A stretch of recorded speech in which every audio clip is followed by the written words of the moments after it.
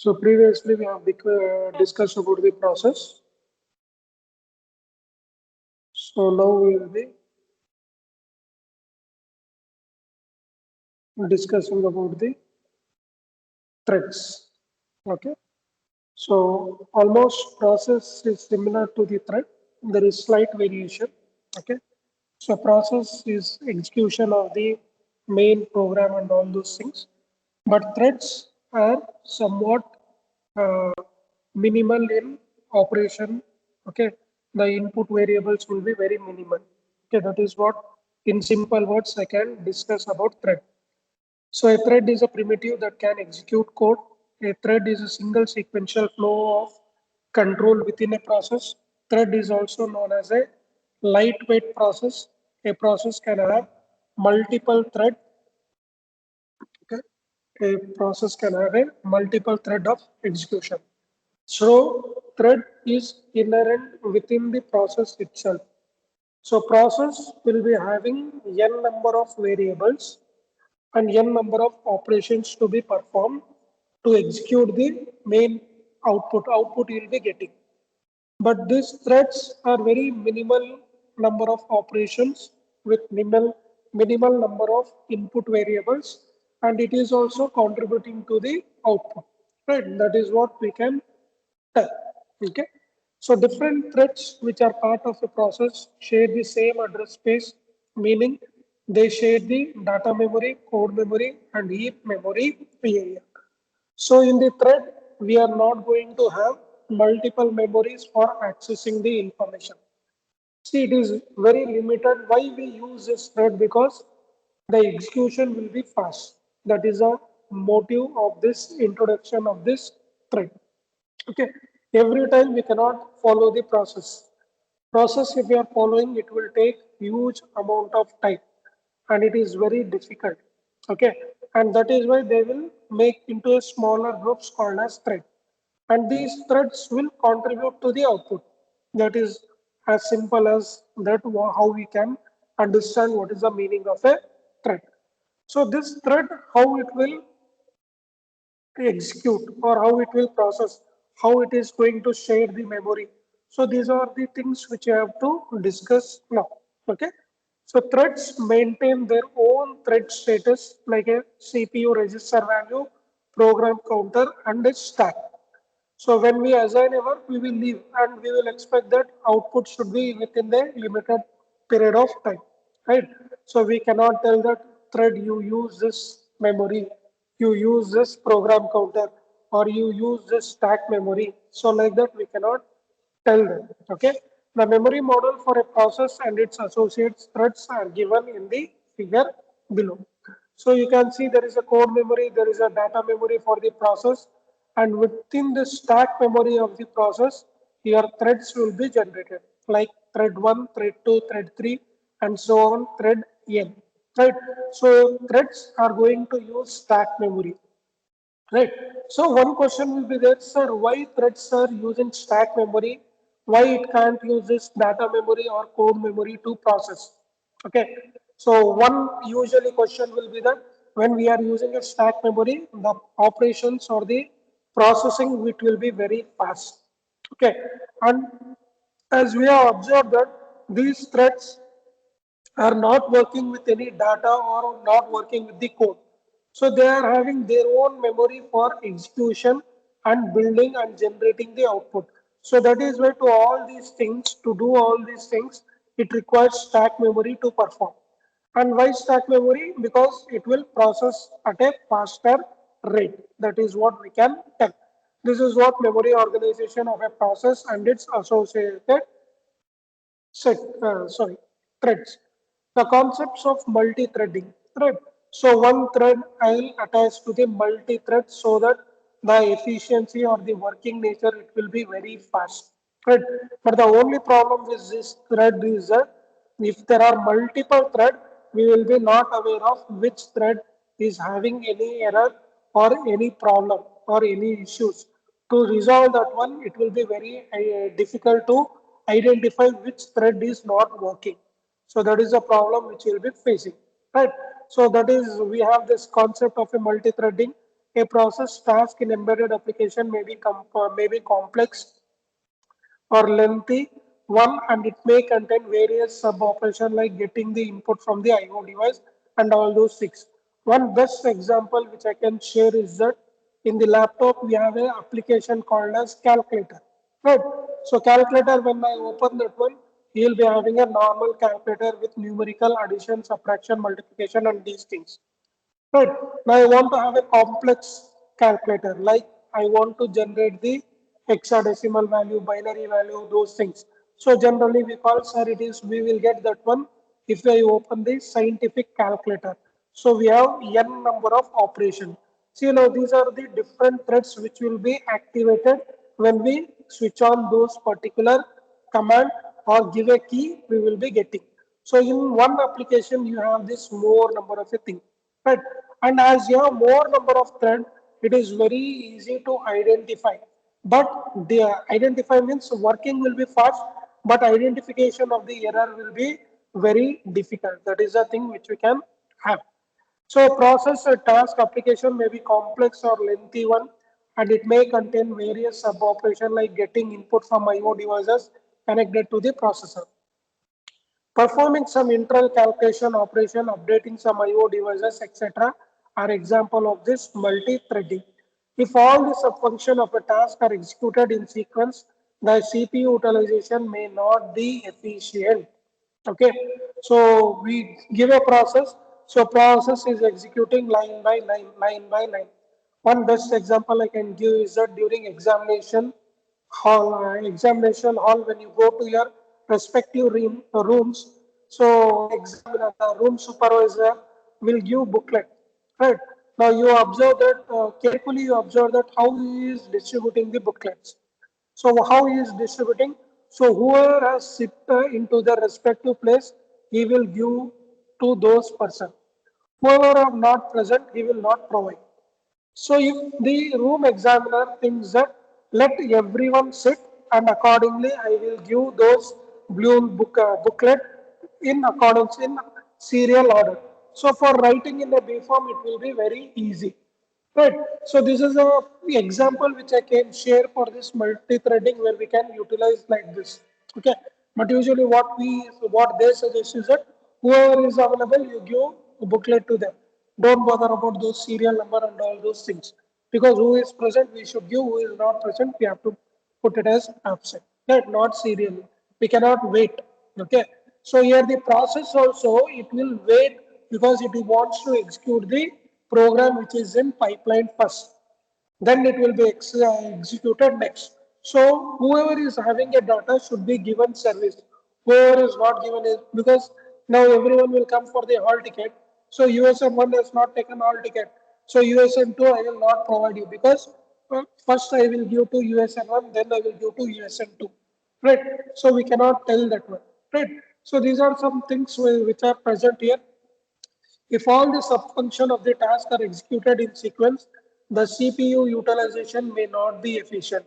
For example, if the process is waiting for the user input, the CPU enters the wait state for the event and the process execution also enters into the wait state.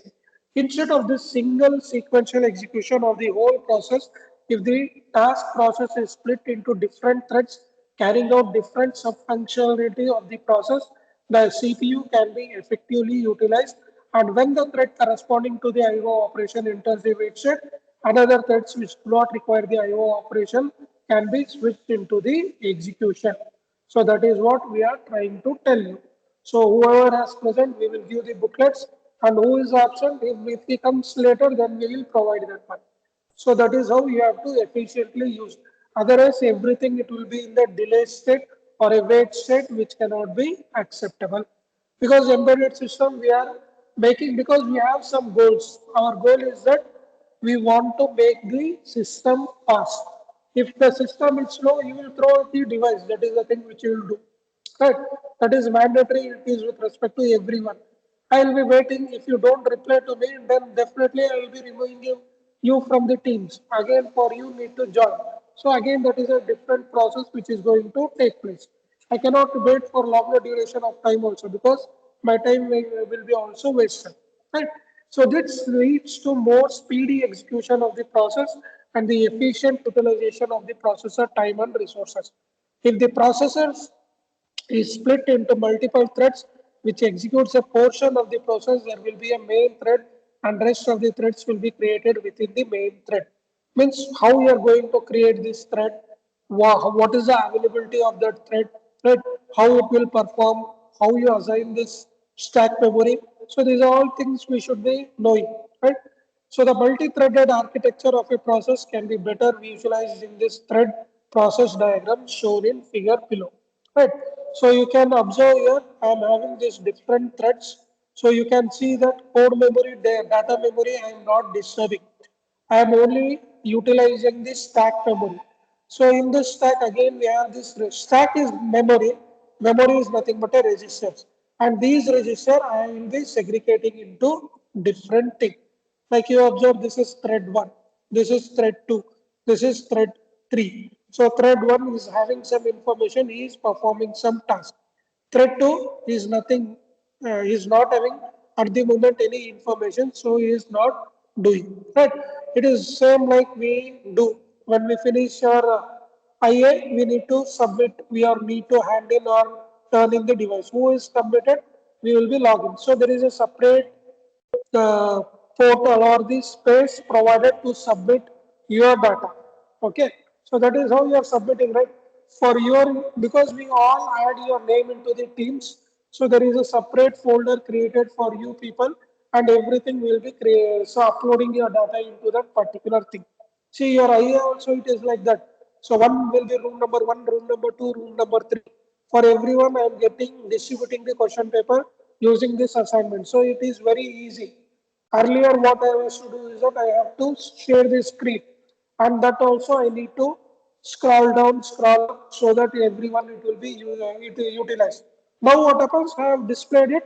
Whichever question you wanted to, you can observe in the assignment thing, and it is the process. It has been made simpler. And for you also to upload is also very easy compared to taking a Google form, entering the data and all those time, think it has been reduced. Now take a PDF, change the name, submit it, hand in, turn in, your task is over. Right? So that is how they have been enhanced with these. The concept of this multi-threading has benefited in the many things, and these are the advantages which they have given. It is better memory utilization. So, who wants to access or perform some operation, you give memory for those people, right? And execution will be also very fast. Unnecessarily, if I ask this so and so person you execute and all those things, it will be a very tedious and very a delay kind of a thing. So to avoid all those things, this multi-threading concept was introduced. So multiple thread of the same process share the address space for data memory. This also reduces the complexity of inter-thread communication since variables can be shared across the thread.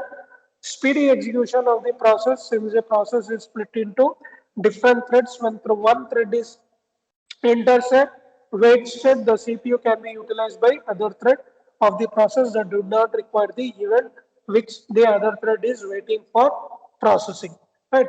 We have few examples where we will be understanding that how the speed will be improved. Okay, how this speed or the access, how it will be improved and everything, it will be very clear. See now sending assignment, it is fine. I will go to the assignment and I will check how many people have viewed my assignment, how many people have turned in my assignment, how many people have not turned in my assignments. So everything it will have a clear picture that what has happened, how many people viewed, how many people not viewed, and everything we are getting. Right? And within a minute we will come to know how many have attempted, how many have not attempted. But this is all speed which I have got by using these concepts which is presenting.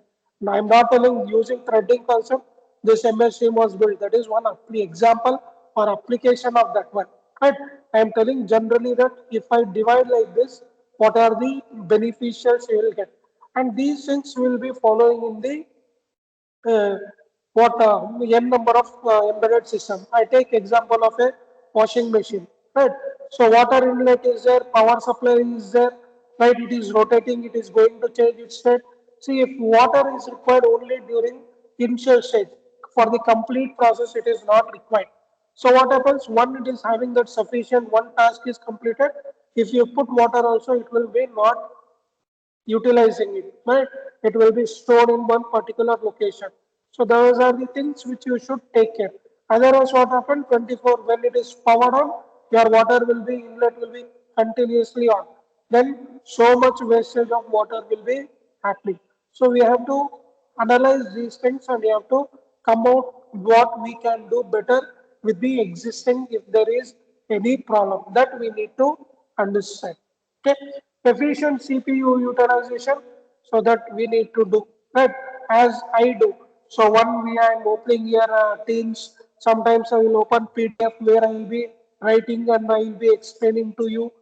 So different ways we will do so that how best my concept I am able to convey that information or reach that information to you people. Right? Only if you see PPT it is not sufficient. We should require quizzes, we should require assignment, we should require videos, we should require real-time examples, then only it is possible for us to understand in a better way. Right? So this efficient multi-threading is it. Then we have to go for this thread standard. So in this thread also there are some different standard available. Why it is required? Because for all application, see washing machine you have water inlet. Whether for refrigerator you have a water inlet, no. Is it or no? So for television you have a water inlet, no. So for different application you have different inputs, and for these inputs you require different threads, right? And those threads you have to maintain some standard, right? So thread standard deal with the different standards available for thread creation and management. These standards are utilized by the operating system for thread creation and thread management. It is a set of thread classes library. But usually you might be knowing about the libraries available. Right? We have standard input output library, we have a math library, we have what you call arithmetic operators thing kind of a library. Now generally we call it as arithmetic.all. So all kind of operators it will be coming into place here. So when I am using mathematical expression math.all, so these are the library files which you are going to use. And these thread also we require those kind of a thing which we need to be analyzed, right? So it is a set of thread class libraries. The commonly available threads are POSIX thread, Windows 32 threads, and there is one more which is a Java thread. So what are these threads? What are the features of this one? How it is related to the process? How that embedded system will benefit by these things? So these are the points which we will be discussing now. Right. So POSIX POSIX, we call it as a portable operating system interface. Okay, that is the standard. Now, which is the standard which has been real-time used? The version which you are using is this POSIX.4 deals with the real-time extension, and 0.4a standard deals with the thread extension. So these are the header files which you should use when I'm using a portable system interface. Which are the portable interface which you are going to use? Like kit we are using FPGA, LCD board and keypad. Those are the interfacing real time where you are giving input for these things. And for those things, a thread should be created using this functions, right? So these are the things which we have to add. The POSIX standard library for thread creation and management, we call it as a P threads. Okay, so this is a keyword which will be there in your program. So in your program, if you find P thread, so indicating it is a portable operating system interface header file which has been added to your thing, and that thing you can add in your C language. So P threads library defines a set of thread creation and management function in the C language. Right. So one example you can see here, int pthread create pthread t slash pthread id constant pthread attribute t star attribute. So you can see what is the name given, what is the ID for that one, how you are creating this thing, and how it is being called.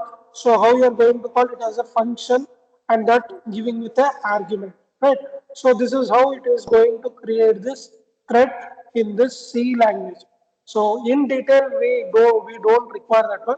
So how we are going to create a thread that if it is there, and for the peripherals, sorry, portable operating system thread. So you have to use this keyword pthread for creating the file, right?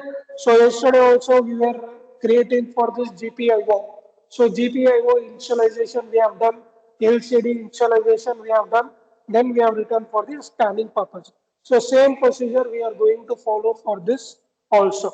Here pthread T is the handle to a newly created thread, and pthread attribute T is the data type of holding the thread attributes. Start function is it going to execute, and argument in this one is given with a start function. On successful completion or creation of the P thread associated with the TCB corresponding to the newly created with the P thread T. See, this is only an example where how you create a P thread, and these are the commands which you are going to use. Right? What it will process. So what is this? So this primitive blocks the current thread and waits until the completion of the thread pointed by it in the new thread. So you have observed the programs which is given for the AMP thread for generating the stepper motor, DC motor, UART, or we have done recently the 4x4 X keypad. So I will be using only few terms and I will be explaining. So this paragraph will give information about this part. Right. So here thread and everything it will be there which we need to initialize. Right. So you take hardware. I want program. That program should rotate. So that program or port specification you should be well versed. And if you are not aware of these things, then what happens? It will be not connected and it will be not executed. That is what you can find in this thread value. And this is a thing which I say. See here, hash include pthread.h. Right. So standard library.h, standard io.h. So these are all your header files which will be taken care. So now when I'm using pthread.h, so I'm going to create this void star new thread. Right. So this is simple example how you are going to create a thread and how it has been accessed into your main program. Right. So this program you can see there's just a delay program which has been provided here. Okay. So start of main program thread, pre-thread creation. So you are giving what value it should be there. Hello, I am in a thread, pre-thread join value, thread error in the thread, return -1, return +1. So what he is telling in the thread is that you are building one sub-program. For that program, you are building this thread information. If you are having data, you execute this one. If you don't have the data, then you block that one. That is what is in simple words he has explained here. So you have a thread creation, you have a for loop. If it is present, you execute this one. If it is not present, you give an error. That is the thing which has been explained in this program. Right? So then there are, once you are into the sub program, see you are running main program. Sub program is there, you are shifting from main program to the sub program. So main program will be halted, it is not stopped. So when it is halted, when a subprogram is running, this subprogram should end and it should come back to the main program. So how you are going to close this thread? Right? So how you are going to end it? So you are going to remove it by forcefully, or one more option is that by it should complete its task. See how many people, the people will be submitting assignment in teams. Okay. So, and the deadline will be 11 o'clock. And after 11 o'clock, they will be not able to upload their data. And if they upload also, I will come to know.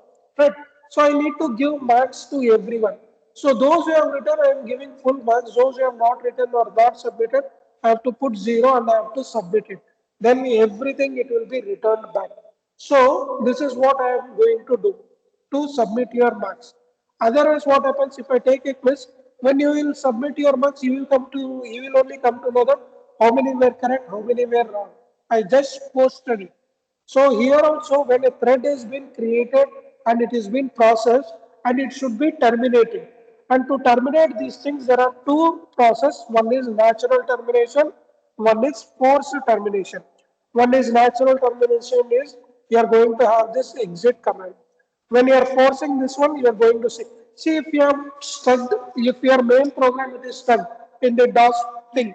So then what you will do, you will put exit command and you will give a enter so that it will come out of that loop. Okay. Otherwise, what happens once all program is been clear, then automatically it will exit. That is a natural phenomena. Right. So if I want to exit in between, I can use this command exit and I can come out. Why this thread is required is because we have to understand that first we created a thread, we performed some operation, we got some output, then we need to end it. If we leave as it is, then it will be a big problem. Okay, unnecessarily you will be wasting your resources, right, and energy, and by this what happens, you will have a low efficiency. Right. Then it is what? Threat preemption. Right. So threat preemption means what? So if you are running a program, prior some indication will be there. So what it is to be accessed, what needs to be data, which data should be taken into consideration. So for that one only we have this concept called as thread preemption. Thread preemption is the act of preempting the current running thread. It means stopping the current running thread temporarily. So which I said, which is your main program. Thread preemption is performed for sharing the CPU time among all the thread. The execution switching among thread is known as the thread context switching. Thread context switching is dependent on the OS scheduler and the type of the thread. So there are different types of thread. One are user thread, one is kernel level set, one is different many to one thread. So user level thread do not have kernel or operating system and they exist solely on the running process. Even if a process contains multiple users, OS treat it as a single thread. In summary, user that is nothing but a OS dependent kernel which will be generated, okay, and user generated which I am going to create. Okay, that is what it is there. So kernel related means organizer will be knowing what type of files it will be generating. User basis that I will only create separate files for that one and I will execute. That is a difference which you can find in these types of thread. Okay. Kernel level is also same thing which is been preemptive. Next, there are many ways of binding user level thread with the system level kernel. Means what? Here combining both user level as a kernel level. That is nothing but here many to one model. Here many user level threads are mapped to a single thread. In this model, the kernel treat all user level thread as a single thread and execute switch among Solaris, Green threads and GNU portable threads are example for this. The pre-thread is an example of the application of a many to one model. Then we have one to one model. Then also we have many to many model. So it is all with respect to the application which you are going to add into this. That is nothing but your software which is there and how it is going to be serviced. Okay. Best example again it is with I will take with respect to the WhatsApp. So I can broadcast message to a group of people. I can broadcast message to a complete group and I can send messages to one person. So these are the facilities which is been provided by this app. And that is what this threading also it is speaking about the binding model.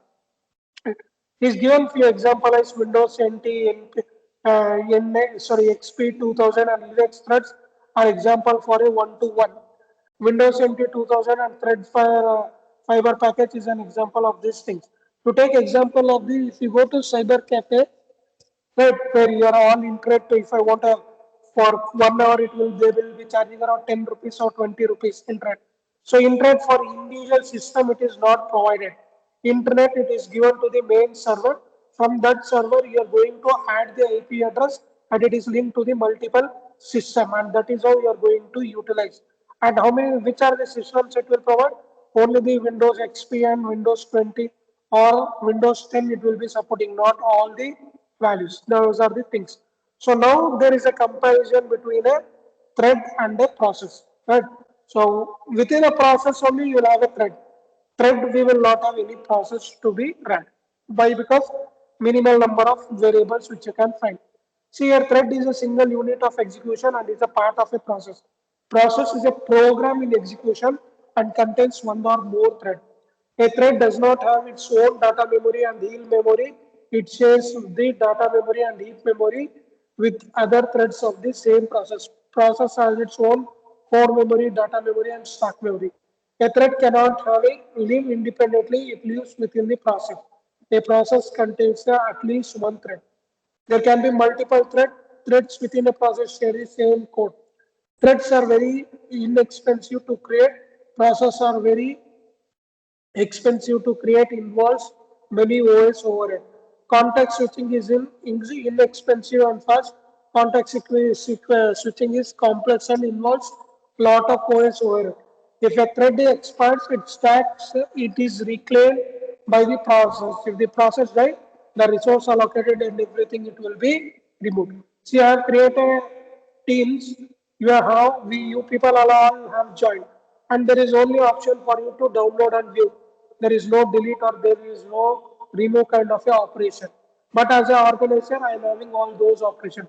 So indirectly, what I am trying to tell is that I am just like a process, and all of you people are like a threads. Okay. So this is a simple way which we can explain. Next is what task scheduling.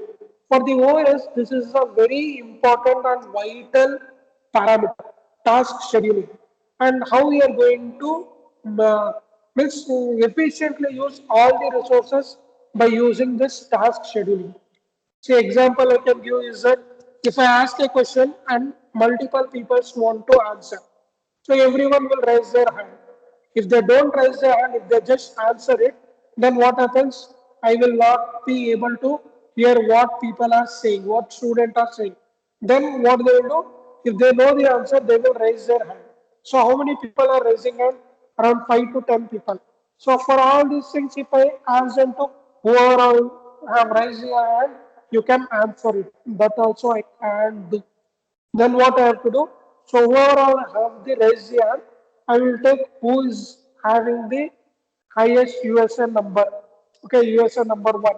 So you answer that one. Right. So there we are giving the priority level. And that we are going to do with this task scheduling. And why this task scheduling is required? Because I am running multiple application using the same CPU, and I should know how much it is going to be processed, who is going to give the results first. So these are all information is required for me, and that thing I am going to process in this task scheduling. We have few example. I will just share that example to you. Okay, I'm just moving a little bit so that I will show this example. See, here I am having process 1, process 2, process 3. Process 1 will take 10 milliseconds, process 2 will take 5 milliseconds, process 3 will take 7 milliseconds. So if I know how much time it is going to take, right? So how much time is remaining also? So which should be scheduled first? See P1, P2, P3 is there. P2 is taking 5 milliseconds. So P2 will be scheduled first. Right. So how I will come to know that it will take only less amount of time, and that is what we are going to know when it is performing. We will come to know what is its ability. Okay, that is one simple example which I wanted to share. We will come to this slides, but first we will go with the what is task scheduling. Okay, so multitask involves the execution switching among the different tasks. So if I just take an example, I'll just share my screen now. See now which are the windows. Now you can observe my screen. I'll go for this Alt tab. Right. So Alt tab if I see, so many windows I'm running. And for this so many windows, CPU is giving services. And whichever it is active, it is utilizing so much of data or energy. Right. So you want to shift to this one. So now into the Bluetooth. I'll shift to the Teams.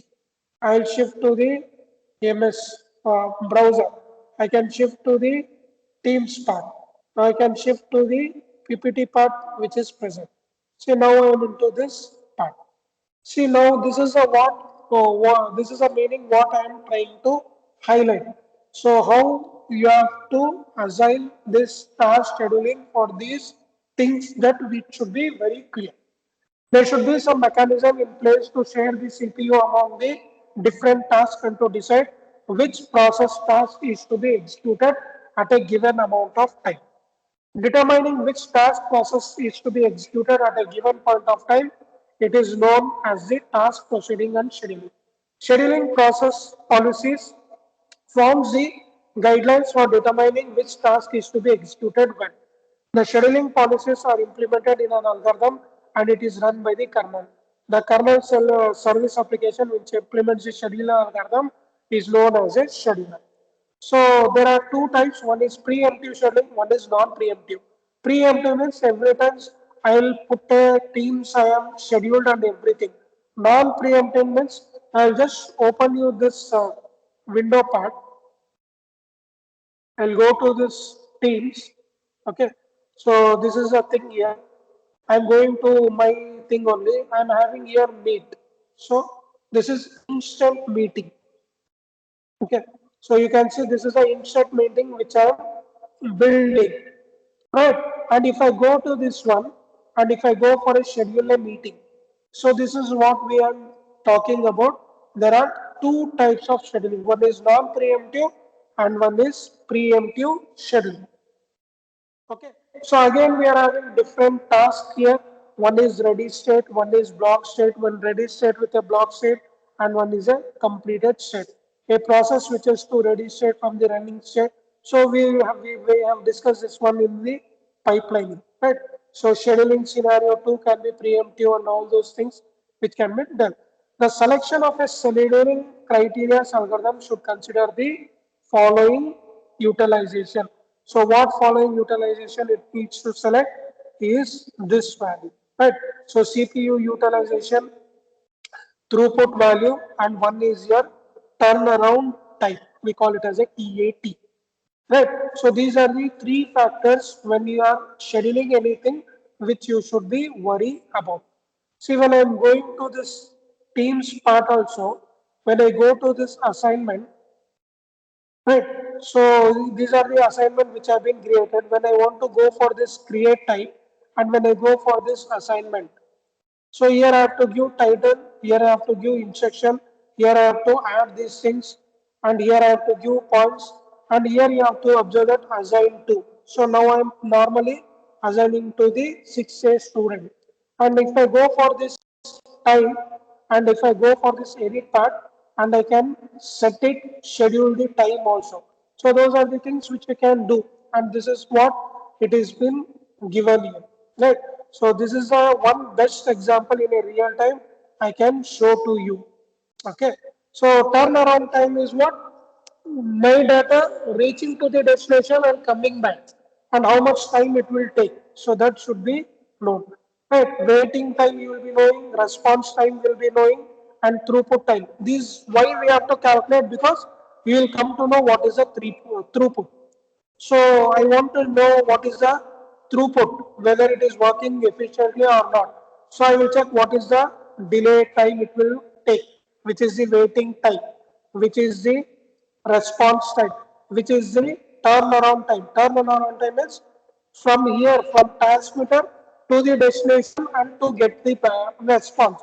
See, I am sending a message. My message will reach to you. And when it is reaching, I should get an acknowledgement. And what is that time? So if you are knowing the time, then it will be easy for you to calculate your efficiency or the throughput. So these are the different times which we have. So next we have the queues present. So what are these queues? This we will be discussing in the afternoon session. So you will be knowing from yesterday onwards, we are having a new timetable. Okay.